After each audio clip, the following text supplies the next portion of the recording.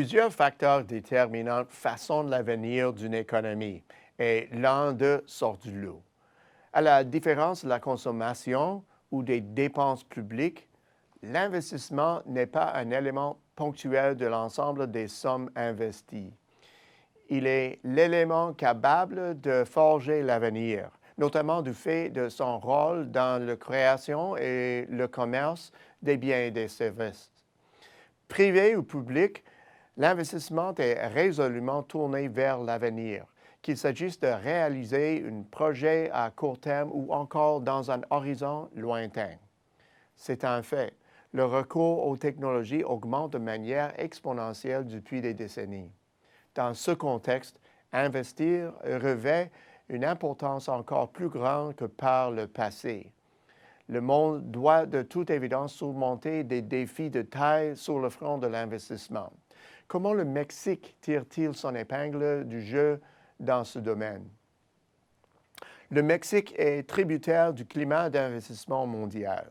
En ce moment, les entreprises d'un peu partout sur le globe hésitent à investir en raison des turbulences dans la sphère des politiques commerciales.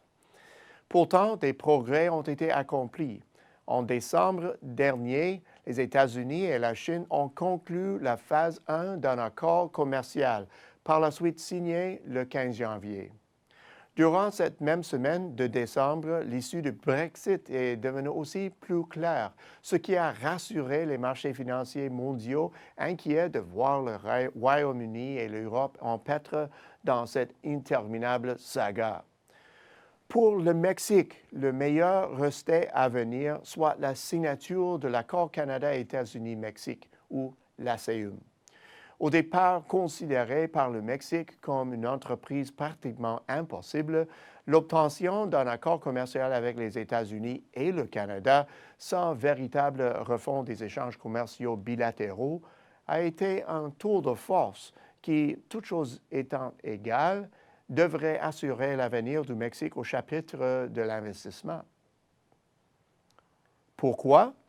Parce que l'évolution de l'investissement a considérablement bénéficié du libre-échange entre le Mexique et ses voisins nord-américains. Pour preuve, l'investissement direct à destination du Mexique, en moyenne, a grimpé annuellement à 33 milliards de dollars. Le contexte accueillant du Mexique, ses infrastructures modernes, sa proximité, sa facilité d'accès à la première économie de la planète, de même que son riche bassin de travailleurs qualifiés et semi-qualifiés, explique le flux constant d'investissement dans les secteurs de l'automobile, de l'aéronautique, de la machinerie et des technologies.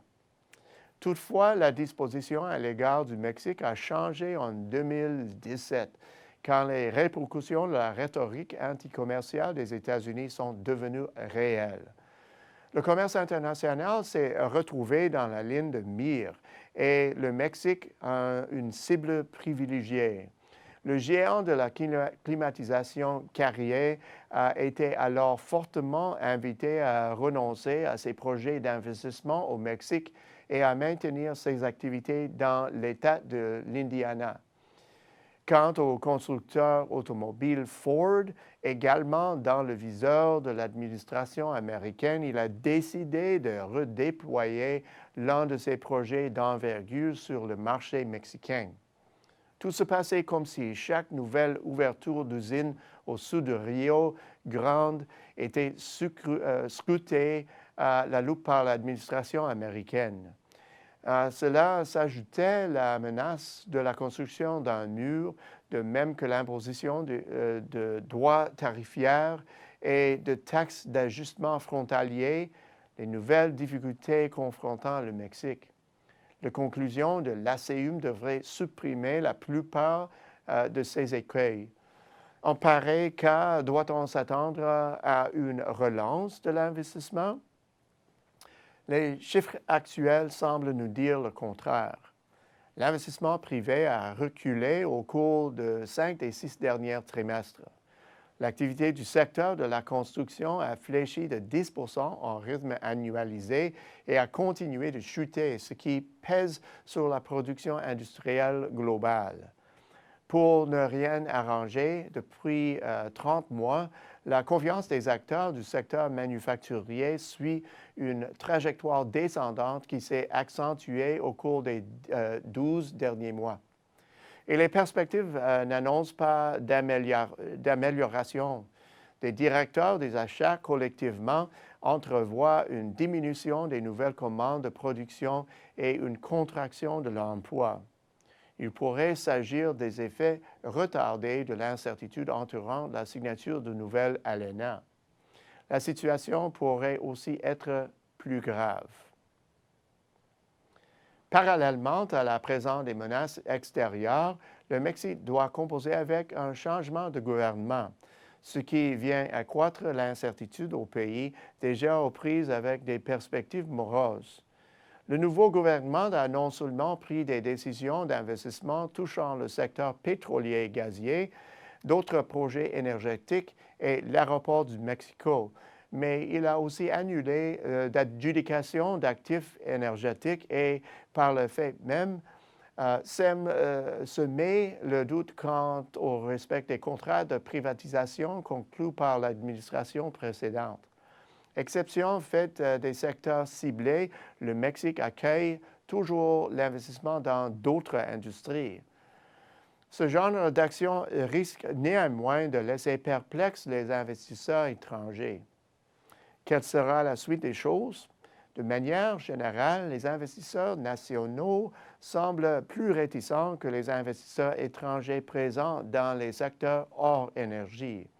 Au gré de la résolution des différends touchant les politiques, résolution qui s'opère plus vite que prévu, le Mexique risque de perdre au change et ce serait bien dommage. En effet, le pays s'est doté de politiques monétaires et budgétaires stables et recèle un immense potentiel. Contrairement à de nombreux pays où la population est vieillissante, le Mexique dispose d'une main-d'œuvre jeune, en croissance et toujours plus qualifiée. Ces éléments sont bonifiés par les particularités de son contexte d'investissement que j'ai évoqué plus tôt. Les ressources d'investissement privées, abondantes à l'échelle mondiale, n'attendent que le retour de l'incertitude sur la scène des politiques. Au bout du compte, le temps presse. Les acteurs mondiaux sont en voie de régler leurs différends commerciaux et quand cela sera fait, l'investissement direct privé devrait s'intensifier. Alors, qu'elles rivalisent pour attirer des capitaux, les diverses économies de la planète devront démontrer qu'elles sont des candidats de choix pour les projets à long terme. Le Mexique est toujours dans la course et pourrait certainement profiter d'un climat moins incertain. À la semaine prochaine, c'est Peter Hall.